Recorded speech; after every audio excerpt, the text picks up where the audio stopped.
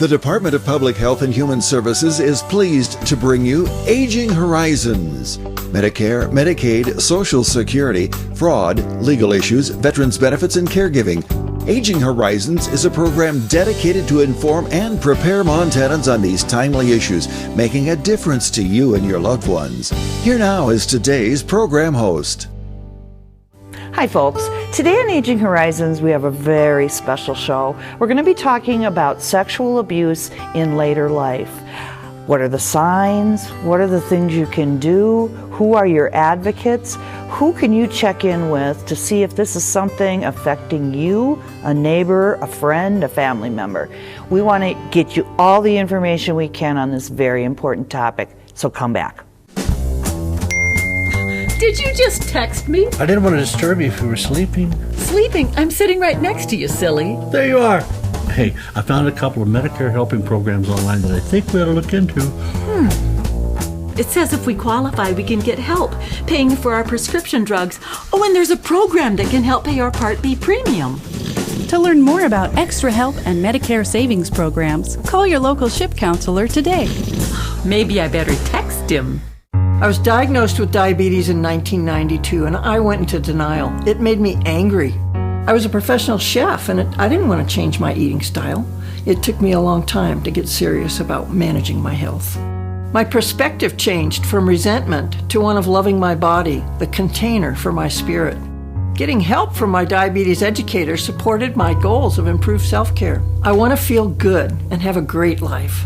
My diabetes educator helps me do this. If the Aging Network in Montana was a restaurant, the sign out front would say, over 50 million meals served over the last 30 years. Since adequate nutrition is critical to health and quality of life, nutrition services are an important factor in keeping older Montanans healthy, independent, and living in their community and home. To find out more about senior nutrition programs in your area, call 1-800-551-3191. I have a complete new respect for the Delta. Everyone is going to be exposed to the Delta. This is not the virus that we saw in the beginning of the pandemic. This is so much more dangerous, so much more communicable. People get sicker quicker. Now the question is do we want to have a barrier of protection, of antibody protection via the vaccine?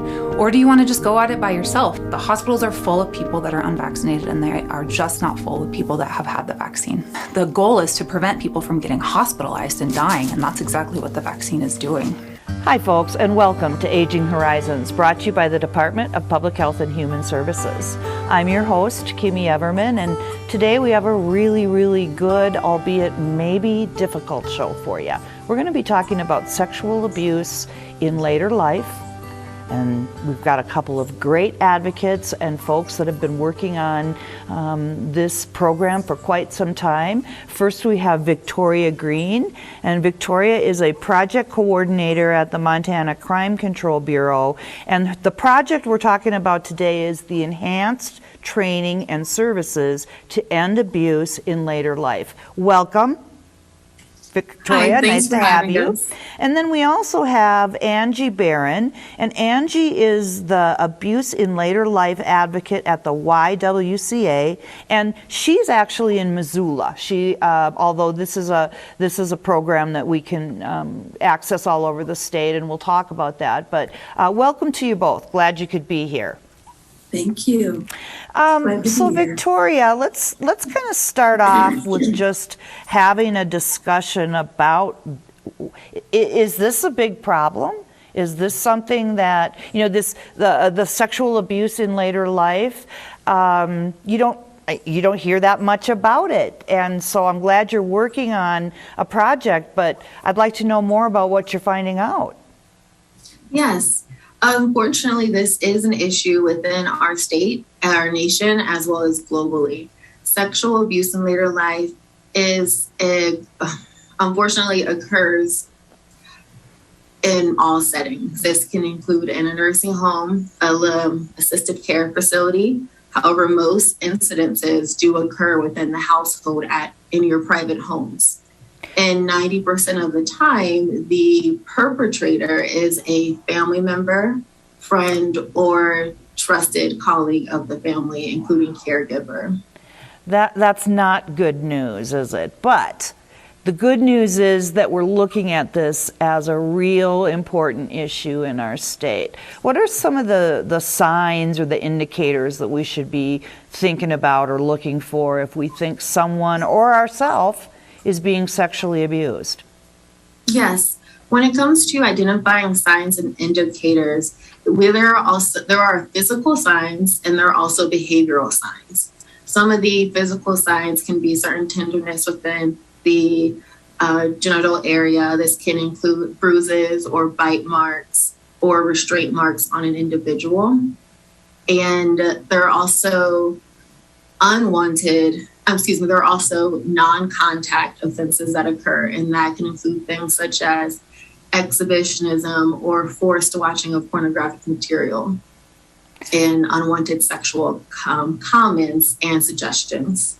So it really runs the gamut. It could be many, many different things. Yes, it can be. It can include things such as excessive washing, or things such as taking someone to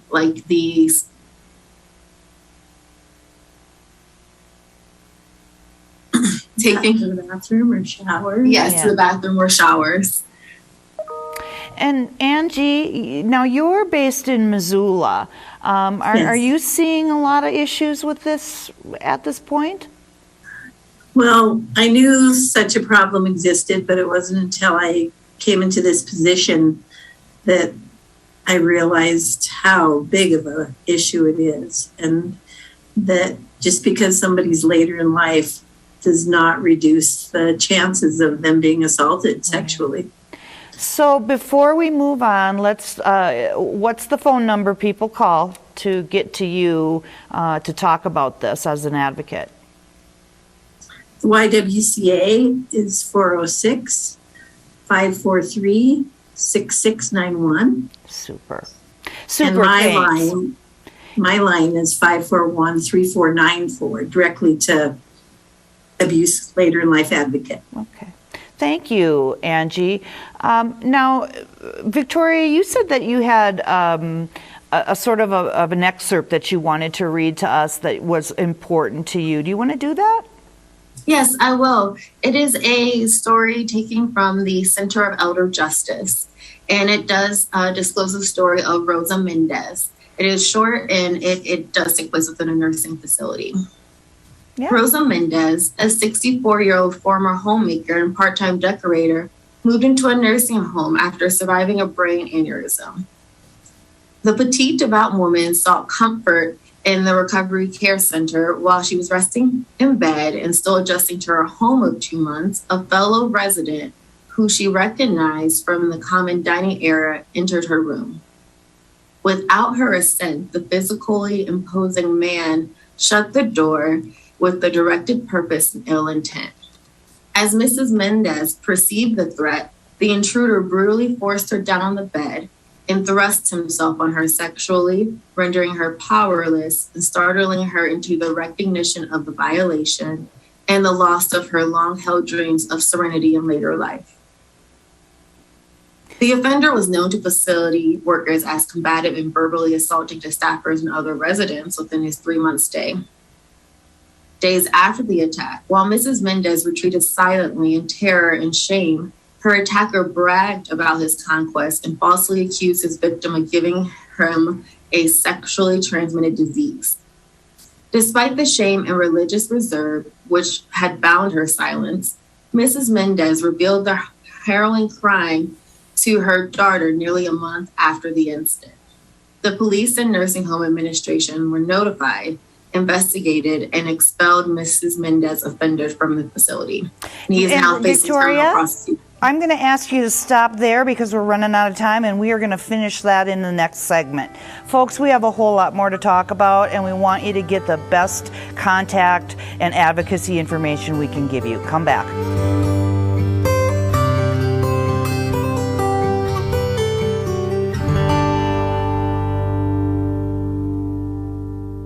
I think the most pleasant surprise when we turned 65 and signed up for Medicare Part B was finding out about our Welcome to Medicare preventive visit. It was free, and it gave us the opportunity to visit with our doctors and establish a plan for our health going forward. They reviewed our medical history, measured our height, weight, blood pressure, and counseled us on other risk factors. To learn more about Medicare's free or low-cost preventive and wellness benefits, call your local SHIP counselor at 800-551-3191. I mentioned it's free, right? Twice. This is Bill. He just received his new Medicare card and is following some simple rules to protect himself from fraud.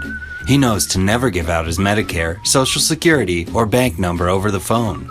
And this is Nancy. She knows that to detect any problems, she always reads her Medicare Summary Notice or Medicare Advantage EOB to make sure the billing is correct. Both Bill and Nancy know that anything suspicious can be reported to Montana SMP at 1-800-551-3191. Receiving help for Ella has been life-changing, and the best word for it is relief. I was the therapist, I was the aide, and I couldn't be the mom because emotionally you're just to your wits' end. You're trying to survive. I provide care for the Harrises, specifically their daughter Ella. Respite care is extremely challenging, but the rewards that you receive from it are 100 times more than working with a child that doesn't have special needs. Once they get something, it's everything. It's a you celebrate. You don't just enjoy those moments. You celebrate every moment that you get, that you guided them to that next step. Respite. It's okay to need it. It's okay to want it. Will you provide it? Call 800-224-6034 or visit respite.mt.gov. It went from survival to enjoying life and being able to be a mom again. Brought to you by the Montana Broadcasters and this station. Hi everyone, welcome back to Aging Horizons. We're here today talking about sexual abuse in later life and just what you can do about it, because it happens to many of us, and you shouldn't suffer all by yourself. We have with us Victoria Green. Victoria, welcome back, and also Angie Barron. And you guys both work in the sort of enhanced trainings and services to end abuse in later life. You each have some parts of your job that you're working with that. Now, when we left our last segment, Victoria, I kind of stepped on your last couple of sentences. Do you want to just repeat, and then we'll move on from that? Yes. We ended with Mrs. Mendez, who did report the incident to her daughter, and the daughter later told authorities at the facility, and the offender was expelled. In her case, she decided to share what happened despite her feelings of shame and her feelings about it regarding her religious beliefs. So the important thing about this is if someone tells you something, please believe them until it's proven otherwise. Right. Absolutely. And if you're in a nursing home, you know, there should be people that you can go to advocate to keep you safe like that, especially if you're in a facility. And how brave of Mrs. Mendez to come forward, and brave of her family as well. Because I think sometimes people are afraid coming forward will get them kicked out instead of the actual perpetrator. So let's talk about some of the when we are having we're engaging with this person perhaps that is a sexual assault victim. What are some of the more helpful things we can say? And please clue us in on what the unhelpful things are, because I know this is a delicate situation. Yes. So regarding helpful versus unhelpful, we are going to read a short script to go through a scenario of what to say in response to a situation. And so for this scenario, Angie will be playing Clara, and she will read the description of what's going on with her background. I will be taking on the role as various community members to her, responding to her comments and questions. My name's Clara. I'm a 72-year-old widow. I have lived a full, active life. I was an elementary school teacher until I retired 10 years ago.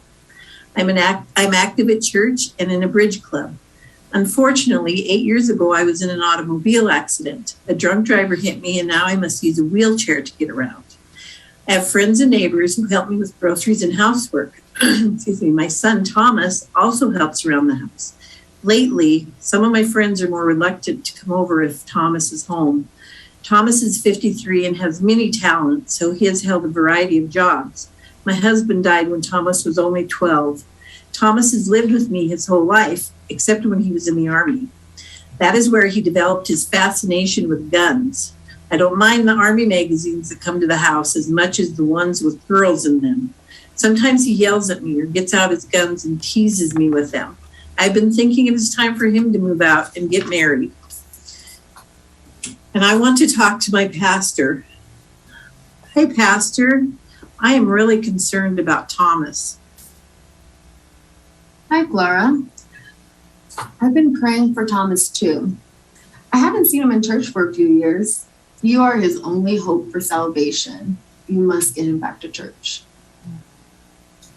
This is an example of an unhelpful comment.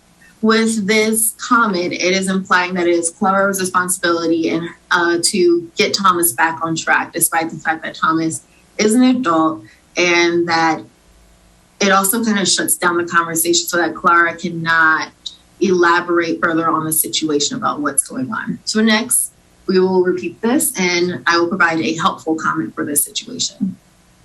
Good morning, Pastor. Good to see you. I am so concerned about Thomas. Oh, it's great to see you too, Clara. I'd love to hear more about your concerns regarding Thomas. In this scenario, it is an open-ended question. It does not apply any pressure towards Clara to make any sort of actions besides share her story and share what is currently going on within their household behind closed doors. And our second... Go ahead. Go ahead. Did you have a question, or should I go into our second scenario? Go ahead. Okay.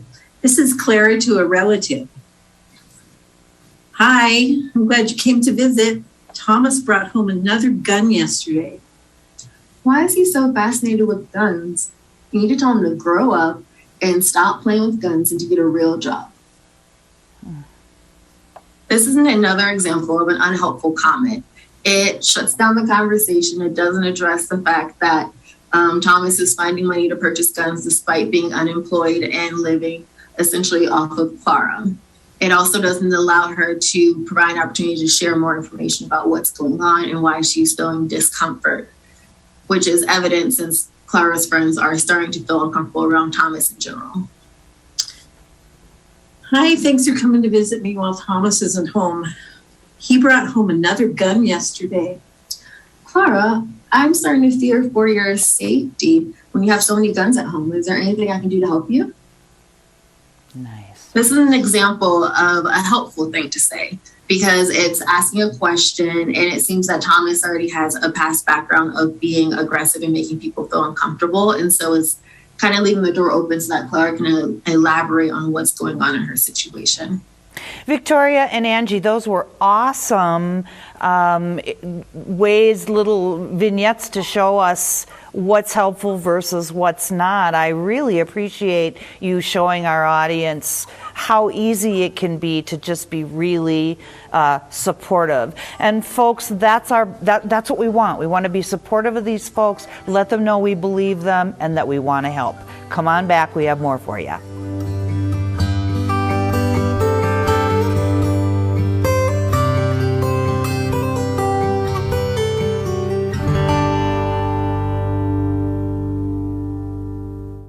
With as many as 1 in 10 Americans at risk for Alzheimer's or some other form of dementia, chances are someone you know and love will receive that diagnosis.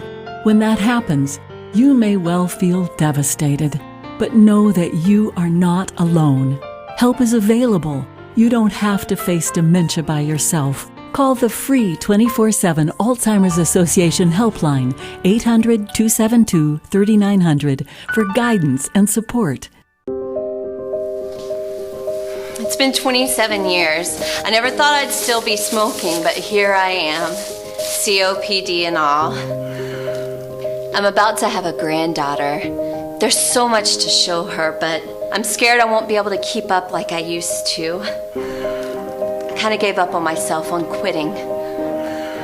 But it's different now. I want to be here for her and for my daughter.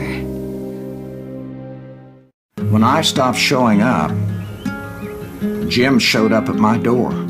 He took me to the hospital in town to get me help. That's the day Jim saved my life. Everyone has a role to play in preventing suicide. Know the signs and don't be afraid to speak up. If someone you know is in crisis or emotional distress, the only wrong thing to say is nothing at all. Call 800-273-TALK or text MT to 741-741. Every generation produces heroes, men and women who step forward to defend our country in time of need, no matter the personal cost to themselves. And though we can never fully repay them, we can make sure they have access to low-cost, long-term care when they need it. That's what Montana's Veterans Homes are all about. If you've got a hero in need in your family, call us. We can help. Hi folks, welcome back to Aging Horizons. We're here talking about sexual abuse in later life today, some of the signs, some of the ways that you can talk to someone that would be helpful, some things to avoid. We have with us Victoria Green. Hi Victoria. And we also have Angie Barron, and they are both working in this program to help folks in later life who are being sexually abused. I really liked the scenarios that you two talked about. That was very, very informative and really just very compassionate. So thanks for that. But now we need to kind of figure out what are people's options if they're having issues like this. How do they get a hold of you? Who do they call? What do they do? I mean, let's just lay it out so they know exactly what they need to do if they're having these issues. Yes. Well, just to reiterate that sexual abuse in later life can take on a variety of forms, including direct and indirect contact with an individual. This can include exhibitionism, forceful contacting or forceful viewing of pornography, or inappropriate touching or bathing. However, we do want to remind people that this is about power and control, and it is the offender trying to control the individual. And typically, sexual abuse is paired with other forms of abuse. And we recommend that when you do reach out to talk to people, that you can contact Adult Protective Services, and they can open up an investigation. And their website's available 24/7 at aps.mt.gov. Or you can contact your local victim services organizations, such as the YWCA Missoula, and they provide 24/7 free confidential services if someone wants to seek this avenue where law enforcement is not involved. And let's just talk about APS for one more second. You are anonymous making a call into APS, so that person doesn't have to know it was you, correct? Correct. And so you don't have to worry that that person is going to be mad at you or in some way be upset because you're just trying to help and you get to have an anonymous confidential phone call. Yes. Yeah. And for family and friends, here's some ways to help a victim of abuse in later life. Are you worried a family member or friend is being harmed? Knowing that someone you care about is being harmed can be very difficult. You may feel helpless, frustrated, or fearful for them. So many of victims of abuse in later life feel alone and ashamed as a result of the abuse. They may blame themselves for the abuse or feel they have nowhere to turn. They may also feel pressure from others not to reach out for help or fear no one will believe them. So always believe until proven otherwise. Start the conversation. If you're concerned about an older adult and you wish to help, start by approaching them at a time and place that is safe and private. Let them know that you are concerned about them and that they do not deserve to be harmed. Let them know that you care for them, you should respect them, and you are there to help. To get the conversation started, consider statements like this. I'm concerned for your safety. Excuse me, no one deserves to be harmed. There are organizations that can help. I am here to help whenever you are ready and whatever you might need. And for the person that's being harmed, here's some signs that someone may be harming you. Does a spouse, family member, partner, caregiver, or other person try to limit the amount of time you spend with friends and family or on the phone or internet? Scare you and make you feel fearful?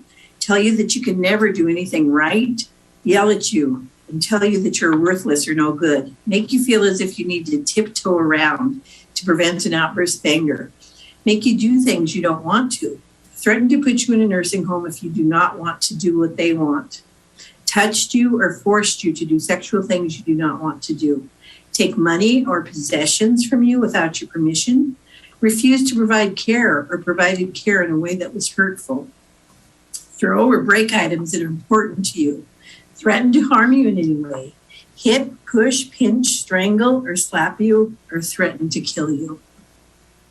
I don't want to call it a great list, but that was very, very informative and covered it from A to Z. And it really is important that we believe these folks so that they can feel safe about coming forward. Yes. You know, the other thing that I wanted to also mention is we aren't just talking about women, are we? We're talking about men as well. Correct. Mm-hmm. So if you're a man being abused, is it harder to come forward? I would say yes, based on the stigma. Yes. Of it. However, and there's a perception that like YWCA Missoula and other direct services organizations don't help men. However, they can provide services to men and women. And there are options such as hotel stays and things like that to help accommodate individuals. And at some points, there are instances where it's a couple who are both seeking safety from an adult child who may be harming them. Right. So we just have a minute left in our segment. What's the most important thing, Victoria, that you want to leave with our audience? I want to leave with the audience that as a community, we can all help prevent and intercept abuse in late life. And it really comes down to asking questions and being mindful of your neighbors in our community.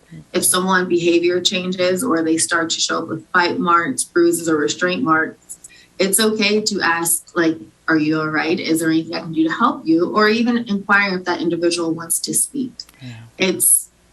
Unfortunately, it happens frequently, abuse in late life. And only 1 of 24 cases do go reported. And so as a society, we are acknowledging and passing people on the street who may be in the middle of a harmful situation, but we simply are just unaware because we're not observing. Right.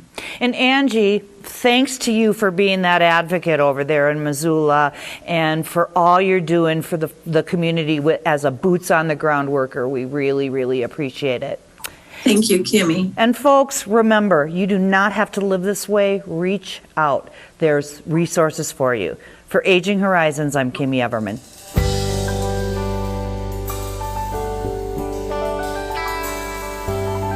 Special thanks to the Department of Public Health and Human Services for their continued support. Hosts on Aging Horizons are program specialists at the Montana Office on Aging. Production facilities provided by Video Express Productions. For more information about Aging Horizons, call the Department of Public Health and Human Services toll-free at 800-332-2272.